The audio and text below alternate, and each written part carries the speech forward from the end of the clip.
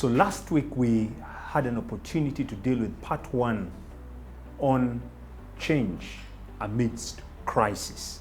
And that's the same topic we'll continue on this day. And what came to my mind when I looked at the responses, and I also got to listen to the message myself, the question that comes to mind is, what do you do amidst that crisis you are in? We looked at the life of this king called Josiah, who became a king right from the age of 8 years old. Now, scripture tells us just before Josiah became king, and before that we had Manasseh, and right before Manasseh we had a king by the name Hezekiah.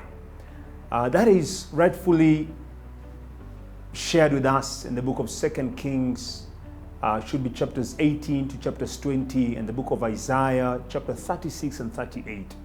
Now, as King Hezekiah comes into leadership, a time when the nation of Judah was in crisis, the prophets had prophesied in regard to the destruction that was coming the way of Jerusalem and the temple of God. So at this very particular time, just as it was predicted in Isaiah chapter 1 and 2, the empire of Assyria had come forth and succeeded to take over the northern kingdom, which was then called Israel, and its capital city being Samaria. So after having defeated and conquered Samaria and taken the children of Israel to captivity, he later on came in and turned to Judah, and Judah now was the southern kingdom itself, its capital city being Jerusalem. And it said of this man called Hezekiah that when he noticed that there was a challenge and their lives were at stake, scripture tells us that this man humbled himself and cried unto the Lord for deliverance. And right there in the book of Isaiah, chapter 36 through to chapter 38, we see the miraculous deliverance of the children of God in Judah.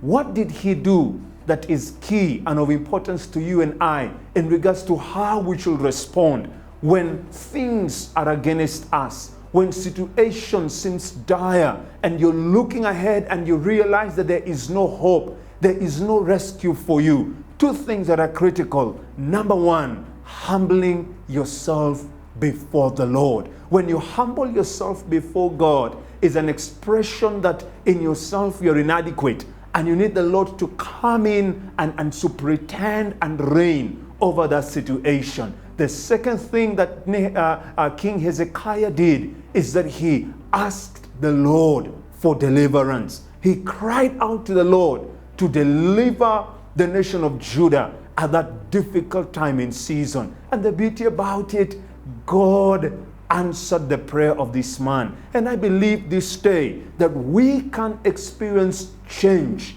amidst crisis, regardless of how difficult or painful or impossible that situation might look.